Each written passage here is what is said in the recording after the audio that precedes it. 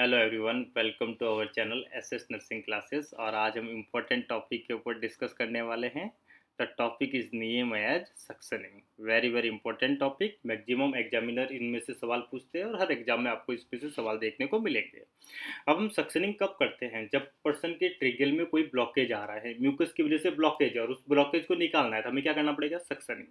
अब हम suctioning also करते हैं जब पर्सन के अंदर एंडोट्रेगल ट्यूब लगी हो, ट्रेकेस्टोमी ट्यूब लगी हो और सिक्रेशन की वजह से वो ट्यूब के अंदर ब्लॉकेज आ रहे हैं, तो उन ब्लॉकेज को निकालने के लिए आप सक्शनिंग करते हो। हाँ जी, मैं मानता हूँ कि जब आपने कोई ट्रिगल में ब्लॉकेज आया, आप कहते हो कि सर ये लंग्स हो गया, ये ट्रिगिया हो गया, यहाँ कोई ब्लॉकेज आ गया। इन ब्लॉकेज को निकालने के लिए आपने क्या किया? एक सक्शन कैथेटर इंसर्ट किया और इस जो ब्लॉकेज था इसको रिमूव कर दिया। जब आपने ब्लॉकेज जब रिमूव करते हो तो लंग्स में प्रेजेंट O2 भी रिमूव हो जाती है, क्योंकि नेगेटिव प्रेशर है। तो सक्शन रिमूव होगा, साथ साथ में लंग्स में प्रेजेंट O2 भी रिमूव होगी, जिसकी वजह से बॉडी में SpO2 लेवल कम हो जाएगा।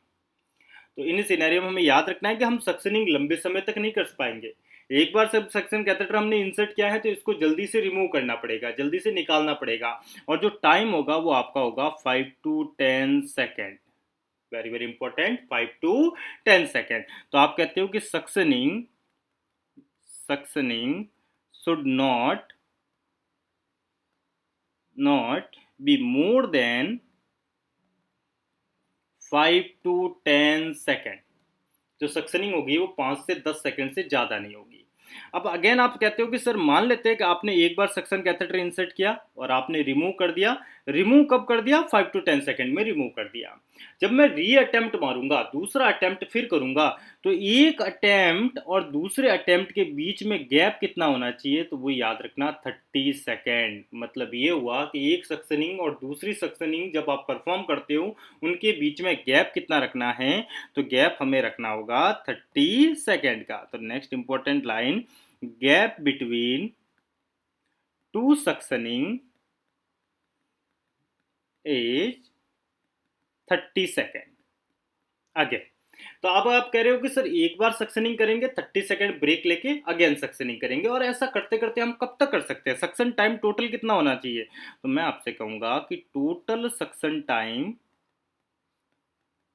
Is 5 minute. Total suction time is the 5 minute होगा। अगेन इंपॉर्टेंट लाइन, जब आप सक्शनिंग परफॉर्म कर रहे हो उस समय मेक श्योर कि पेशेंट कौन सी पोजीशन में होना चाहिए। तो पोजीशन ऑफ सक्शनिंग आपको याद रखना है यार। पर्सन को पोजीशन देनी है सेमी फाउलर। पेशेंट को पोजीशन देनी है सेमी फाउलर पोजीशन। आगे बढ़ी, हम कहते हैं कि जब एक बार सक्शनिंग आपने परफॉर्म की है, वन टाइम जब आप सक्शनिंग करते हो, सक्शन कैथेटर आप इंसर्ट करते हो ट्रेकिया के अंदर और सक्शन कैथेटर को आप रिमूव करते हो। तो जब आपने सक्शन कैथेटर रिमूव किया होगा तो उस सक्शन कैथेटर के अंदर म्यूकस आ गया होगा। क्यों? क्योंकि आप ट्रेकियल का म्यूकस आया होगा और वो म्यूकस इस सक्शन कैथेटर के अंदर इकट्ठा हुआ होगा, तो इसे हमें क्लीन करना होगा। तो हम क्या करते हैं, जब एक बार आप सक्शनिंग कर लो, एक बार आप सक्शन कैथेटर इंसर्ट किया और सक्शनिंग आपने परफॉर्म की, तो जब आप दूसरी बार अगेन सक्शनिंग करने वाले हो उससे पहले इस कैथेटर को डिप कर दो एनएस के अंदर और मशीन को ऑन कर दो, है ना। एक बार सक्शन कैथेटर आपने रिमूव किया, रिमूव करने के बाद इसको डिप कर दो एनएस के अंदर और सक्शन मशीन ऑन कर दो, जिससे क्या होगा, ये एनएस सक करेगी सक्शन मशीन, और जब एनएस यहां से ट्रेवल होगा, जब एनएस आपका कैथेटर से ट्रेवल होगा तो कैथेटर क्लीन हो जाएगा, है ना। तो वन सक्शन जब कंप्लीट हो जाए, one suction complete dip the catheter in NS.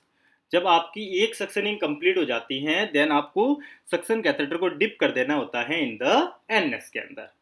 आया ना। चलो अगेन आपको एक इंपॉर्टेंट लाइन पता है कि प्रोलॉन्ग सक्शनिंग हमें नहीं करनी है। प्रोलॉन्ग क्यों नहीं करनी है? क्योंकि प्रोलॉन्ग सक्शनिंग कॉज हाइपोक्सिया, जो बॉडी में प्रेजेंट O2 है उसको निकाल देगा, और also prolong suctioning cause bradycardia. Bradycardia. Sir ये ब्रेडिकार्डिया क्यों होगा जब हम सक्शनिंग कर रहे हैं? क्योंकि ये आपका, मान लो ये आपका ट्रेकिया है और ट्रेकिया आगे बाइफरकेट हो जाता है बहुत लंग्स के अंदर। तो जब आप सक्शनिंग करते हो तो आपकी सक्शन कैथेटर ट्रेकियल वॉल के ऊपर टकराता है, ट्रेकियल वॉल के ऊपर टकराएगा। और जब ट्रेकियल वॉल के ऊपर टकराएगा तो ट्रेकियल वॉल में यहाँ पे एक नर्व सप्लाई होती है ट्रेकियल वॉल में, उस नर्व का नाम है वेगस नर्व। और उस बार बार सक्शन कैथेटर उस ट्रेकियल वॉल के ऊपर टकराने पर वेगस नर्व स्टिमुलेट हो जाती है। और वेगस नर्व एक प्रकार की पैरासिम्पैथेटिक नर्व है, cranial nerve number 10 parasympathetic nerve है। और पैरासिम्पैथेटिक एक्टिवेट हो जाएगा, और पैरासिम्पैथेटिक एक्टिवेट होते ही हार्ट रेट क्या हो जाएगी, डाउन। तो prolong suctioning cause hypoxia as well as the bradycardia. Again बातें करें, चलो अगेन आप कहते हो कि जब हम सक्शनिंग कर रहे हैं तो हमें पता है कि प्रोलॉन्ग सक्शनिंग नहीं करनी है, 5 to 10 सेकंड तक करनी है, गैप देना है 30 सेकंड का, मैक्सिमम टाइम होगा 5 मिनट का। Again prolong suctioning cause hypoxia in the bradycardia. Also जब आप सक्शनिंग कर रहे हो देन आपका सक्शन का प्रेशर कितना होना चाहिए, किस प्रेशर से आप सक्शनिंग करोगे, तो ये डिपेंड करेगा आपके पास कौन सा इक्विपमेंट अवेलेबल है। इस सक्शनिंग के लिए आपके पास में सेंट्रल सप्लाई वाला सक्शन है, जो आपके हॉस्पिटल में आपने देखा होगा, एक ट्यूबिंग चलती है, पाइपलाइनिंग चलती है सक्शन की, वॉल सक्शन है, या जो एक छोटी सी मशीन होती है जो बेड टू बेड आप लेके जाते हो, दैट नोन एज पोर्टेबल। तो आपके पास में कौन सा है? अगेन आपके पास में वॉल है या आपके पास में पोर्टेबल है। अगर वॉल सक्शन है और अगर आप इन्फेंट की सक्शनिंग करना चाहते हो तो आपको प्रेशर रखना पड़ेगा, that known as 60 to 80 mm of Hg। Pressure रखना होगा 60 to 80 mm ऑफ Hg।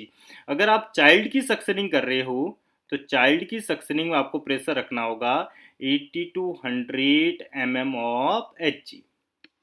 और वहीं आपसे पूछा जाए, वेरी वेरी इंपॉर्टेंट है, याद रखना यार, कि अगर अडल्ट की सक्शनिंग पूछ ली तो आपको बताना है 100 to 120 mm of Hg। Again आपके लिए इंपॉर्टेंट प्यारा क्वेश्चन बन गया कि अडल्ट में जब हम सक्शनिंग करते हैं उस समय सक्शन प्रेशर कितना रखते हैं, दैट नोन एज 100 to 120। अब मानो कि आपने सक्शनिंग किया, सक्शनिंग करने के बाद आपने वॉल सक्शन के ऊपर सेट कर दिया कि सक्शन प्रेशर मुझे 100 to 120 mm ऑफ Hg रखना है, और आपने सक्शन कैथेटर अंदर भी डाल दिया।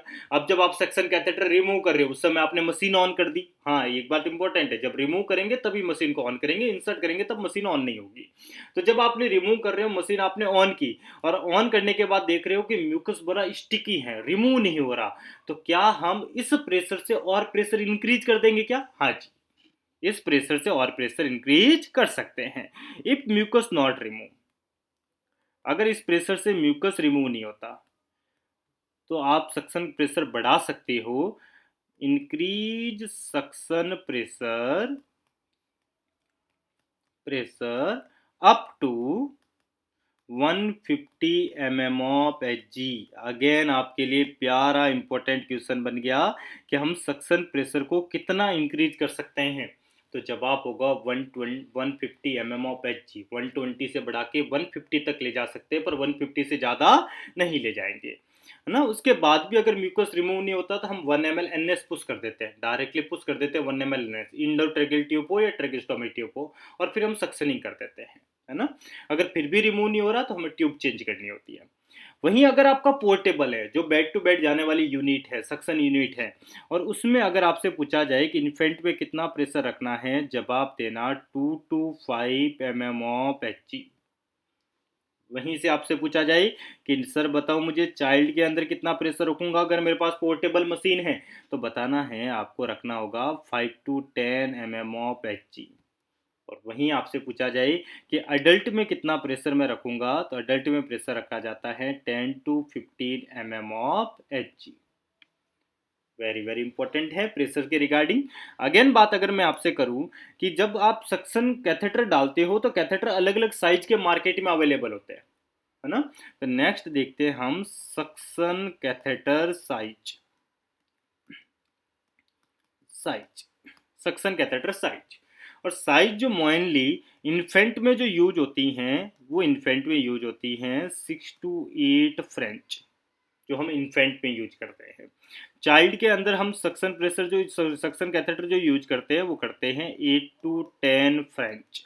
और वहीं आपसे पूछा जाए कि सर अडल्ट में कितना यूज करेंगे, जवाब देना 12 to 18 French. Very very important, recent NORCET ने एक सवाल पूछा है बावड़ो। क्या पूछा कि सर अडल्ट के अंदर आइडियल सक्शन कैथेटर कौन सा है जो हम यूज करेंगे, that known as 14 French. 14 French किस कलर के आते हैं, ग्रीन कलर के। नॉट सेट 2024 आया ना। यहीं से आपसे सवाल पूछा गया था कि sir ideal catheter for adult, adult के लिए आइडियल कैथेटर क्या होगा, तो जवाब क्या होगा, आइडियल कैथेटर होता है ग्रीन कलर का 14 फ्रेंच, है ना। आगे बढ़े, नेक्स्ट हम बात करते हैं कि कुछ प्रकार के सक्शन कैथेटर होते हैं, that known as types of suction catheter. Types of suction catheter पूरा डिस्कस करेंगे डिटेल में, ध्यान से देखना।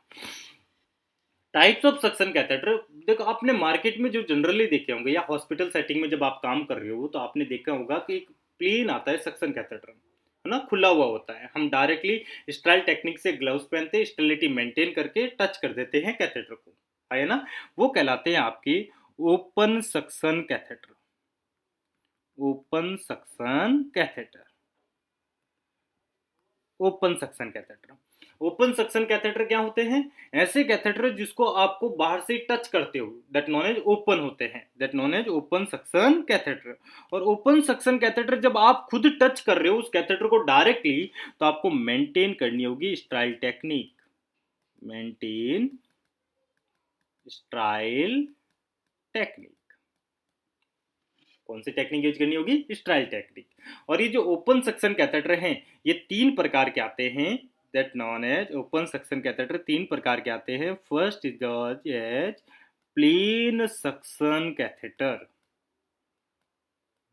Plane suction catheter, plain suction catheter कैसे होते हैं, इस प्रकार से आप लोगों ने देखे भी होंगे, इस प्रकार के एकदम प्लेन होते हैं, जो आगे की तरफ एक ओपनिंग प्रेजेंट होती हैं और यहाँ से हम सक्शन मशीन को कनेक्ट करते हैं, that known as plain suction catheter.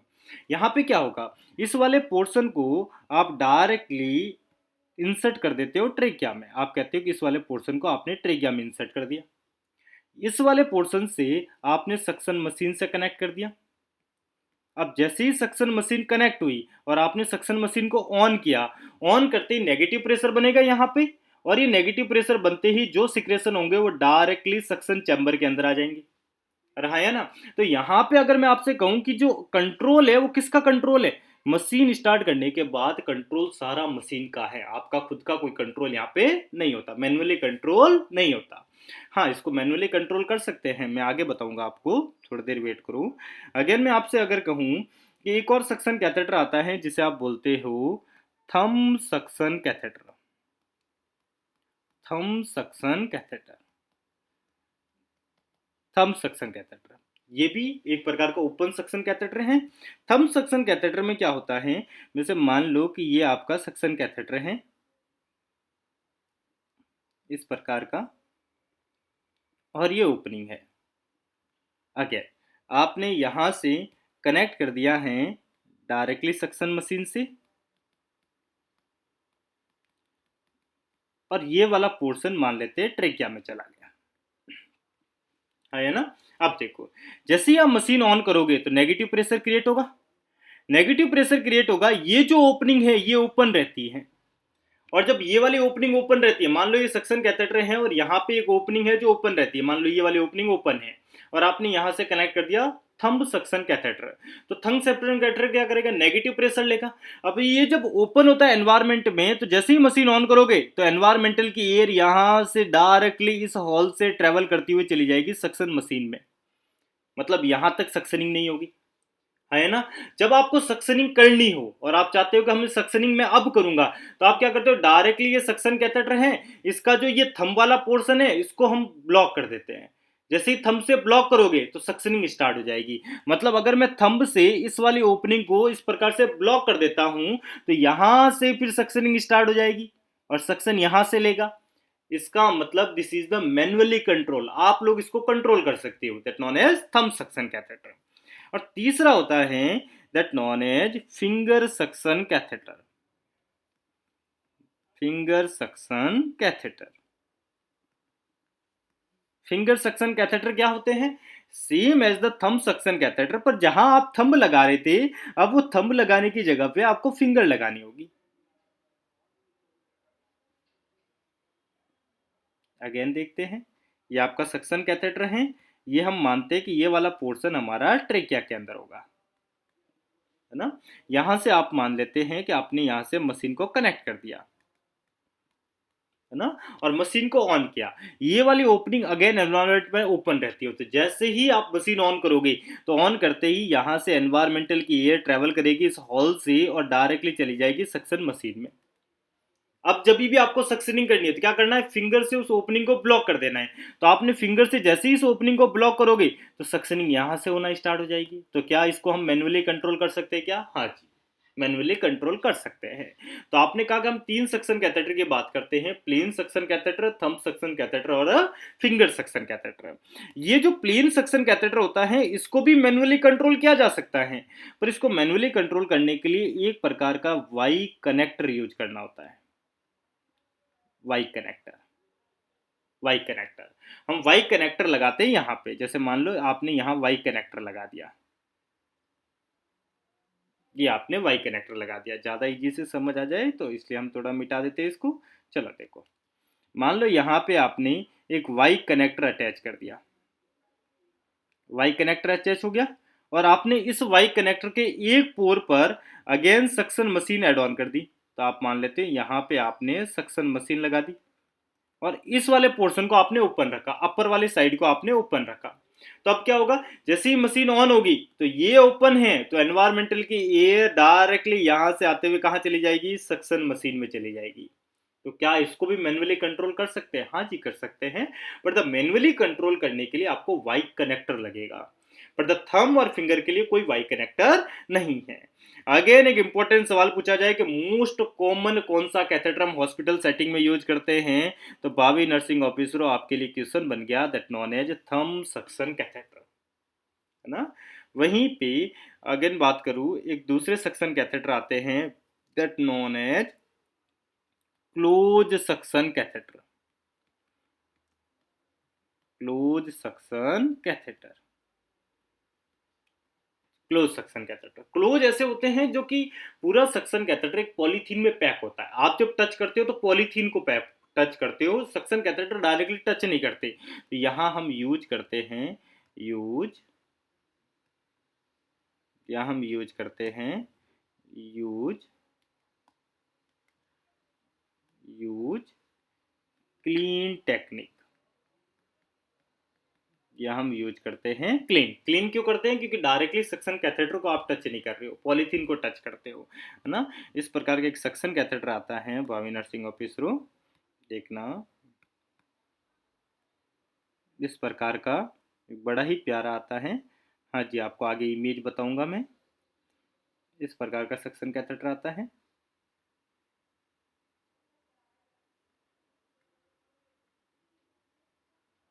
इस प्रकार का। अब देखो, ये जो सक्शन कैथेटर हैं ये टोटली पूरा पॉलीथीन में पैक होता है। ऐसा मानो ये पॉलीथीन है, टोटली पॉलीथीन में पैक होता है। अगेन क्या करते हैं, ये जो अपर पोर्शन आपको दिख रहा है ये अपर पोर्शन होगा directly suction and. Suction and का मतलब सक्शन मशीन से कनेक्ट हो जाएगा। यहां पे एक प्रेजेंट होता है लॉक बटन, लॉक बटन। ये लॉक बटन करता क्या है? ये सेम काम करता है जो आप फिंगर सक्शन कैथेटर काम कर रहे थे, जो आप थंब कर रहे थे, जो मैन्युअली कंट्रोल कर पाओगे, इसलिए यह प्रेजेंट होता है लॉक बटन। यहां से ये वाला पोर्शन कहलाता है पेशेंट एंड, क्योंकि ये पेशेंट की साइड लगता है। ये एक सक्शन की साइड लगा, दूसरा पेशेंट की साइड लगा।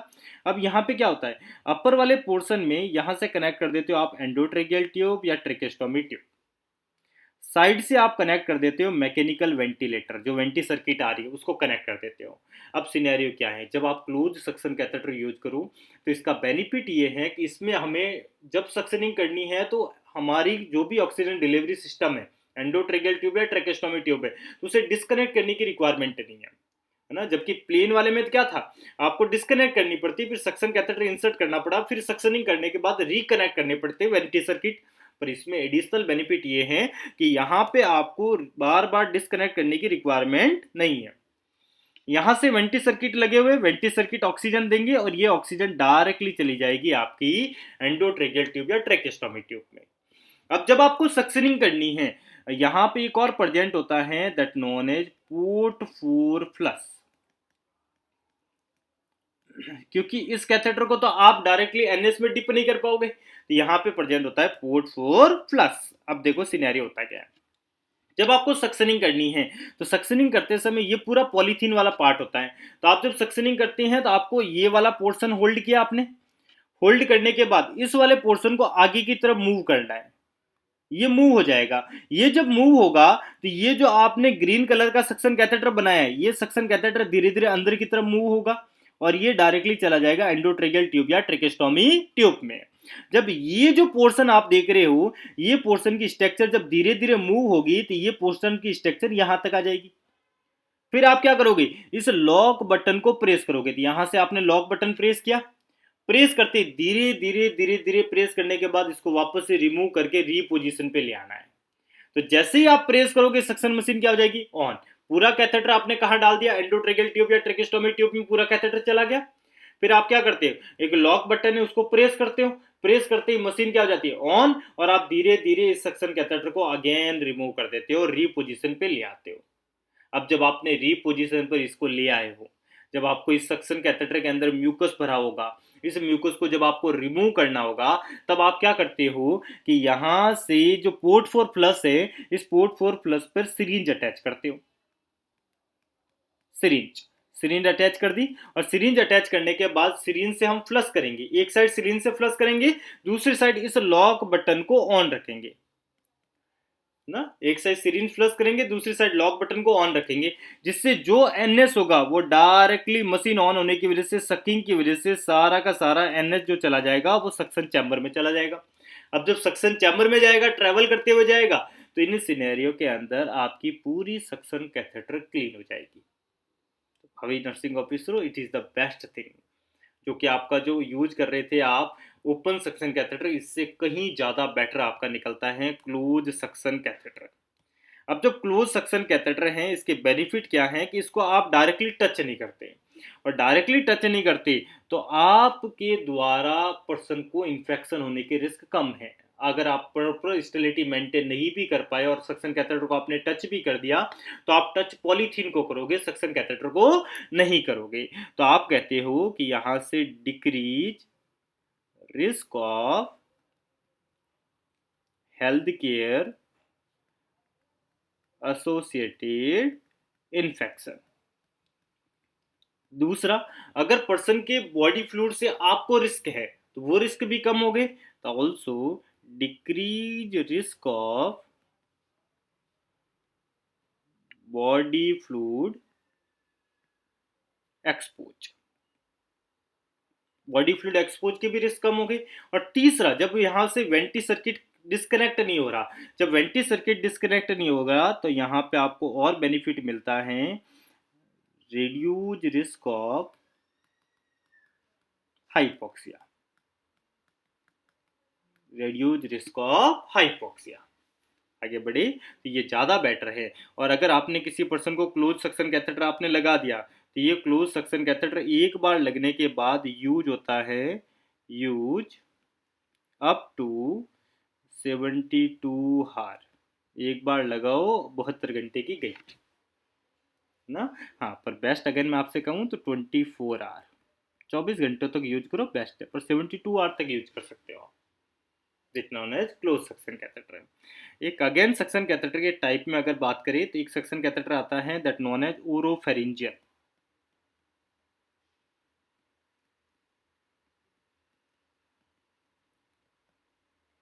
ओरोफेरिंजियल suction catheter, oropharyngeal suction catheter और आएगा। आपने हॉस्पिटल में अगर काम किया है तो एक हार्ड और रिजिड स्ट्रक्चर देखी होगी, है ना, इस प्रकार से हार्ड और रिजिड देखा होगा, जो कि फ्लेक्सिबल नहीं होता, और उसका नाम है that known as Yankauer tonsil tape suction catheter, Yankauer suction catheter भी बोलते हैं, या Yankauer tonsil tip suction catheter भी बोलते हैं। इस प्रकार के एक सक्शन कैथेटर आता है जो कि हार्ड और रिजिड आता है है ना। ऑल्सो इस सक्शन कैथेटर जो होता है वो थंब कंट्रोल होता है, क्योंकि यहाँ पे भी एक एरिया होता है यहाँ पे, जिससे आप थंब के द्वारा जैसे ही बंद करोगे सक्शन मशीन स्टार्ट हो जाएगी। Also this is the suction thumb control suction catheter है। इसका यूज जो होता है मोस्टली हम अब्डोमिनल सर्जरी में करते हैं। अब्डोमिनल सर्जरी है, लाइक जैसे कि LSCA चल रहा है किसी का, या ऑल्सो आप ओरल सक्शनिंग करनी है तो इसका यूज कर सकते हैं, योंकर टॉन्सिल टेप सक्शन कैथेटर। तो आपने 3 प्रकार के सक्शन कैथेटर पढ़े, ओपन, क्लोज और ओरोफेरिंजियल। अगेन मैं आपसे बात करूं तो आप कहोगे सर ये आखिर सक्शन कैथेटर होते कैसे हैं, तो देखना यार, इस प्रकार के देखने को मिलते हैं सक्शन कैथेटर। देखो सक्शन कैथेटर, ये जो आपको अपर की तरफ इमेज देखने को मिल रही है, this image that known as, यहाँ पे प्रेजेंट होती है फिंगर अटैच करने की स्ट्रक्चर, इसलिए इसको बोलते हैं finger suction catheter. Finger suction catheter. ये जो सेकंड इमेज आप देख रहे हो, यहाँ पे थंब अटैच करते हैं और थंब करते ही सक्शन मशीन स्टार्ट हो जाएगी, दैट नोन एज आपका थंब सक्शन कैथेटर। तीसरा ऑल्सो यहाँ पे सिलिकॉन का है, यहीं पे भी अगर हम कहें तो अगेन फिंगर लगाने की स्ट्रक्चर होती है, अगेन ये फिंगर सक्शन कैथेटर है। एक जो आपका फेवरेट है जो कि हॉस्पिटल में ज्यादा यूज होता है, और इस फेवरेट सक्शन कैथेटर को आप बोलते हो दैट नोन एज, ये वाला it is the plain suction catheter. और इसको मैनुअली कंट्रोल किससे करेंगे, by the Y connector. And also ये वाला लास्ट वाला ग्रीन वाला जो आपको देखने को मिल रहा है, it is the green also that known as thumb suction catheter. It is also thumb suction catheter. आगे बढ़े, दूसरी आपने इमेज देखी थी, the image that known as close suction catheter. तो भावी नर्सिंग ऑफिसर जो अभी आपको दिख रहा है, this one is the close suction catheter. अब ये क्लोज सक्शन कैथेटर क्या होते हैं, मैंने कहा था ये टोटली पॉलीथीन में पैक होते हैं। अब देखो ये पॉलीथीन है, ये पॉलीथीन मेड बाई PVC होती है, sorry it is the polythene that mean by PU sheath होती है। PU शीथ का मतलब होता है पॉलीयूरेथेनी शीथ, पॉलीयूरेथेनी शीथ, पॉलीयूरेथेनी शीथ होती है। अगेन मैंने आपसे कहा था कि इसके 2 एंड होते हैं, एक पेसेंट एंड होता है, दूसरा होता है suction end. This one that known as suction end. और मैंने आपसे कहा था एक लॉक बटन होता है, प्रेस करते ही सक्शन मशीन स्टार्ट हो जाएगी, that known as lock button ना। यहाँ पे जो ये डिवाइस आपको देखने को मिल रही है, it's device that connect is the vanity circuit even the connect कोई भी ऑक्सीजन डिलीवरी सिस्टम। आगे की तरफ जो कनेक्ट होगी that known as endotracheal tube या फिर आपकी ट्रेकिस्टोमी ट्यूब। अगेन मैंने कहा था ये जो आपको ट्यूबिंग दिख रही है, it is the port for flush, port for flush. This is the image that known as close suction catheter. भावी नर्सिंग ऑफिसरों, this is all about the suction catheter, है ना। वेरी वेरी इंपॉर्टेंट है, जल्दी से थोड़ा रिमेंबर करें, आपके सपने साकार करें। Thank you everyone, thank you so much, मिलते हैं नेक्स्ट क्लास में। Thank you.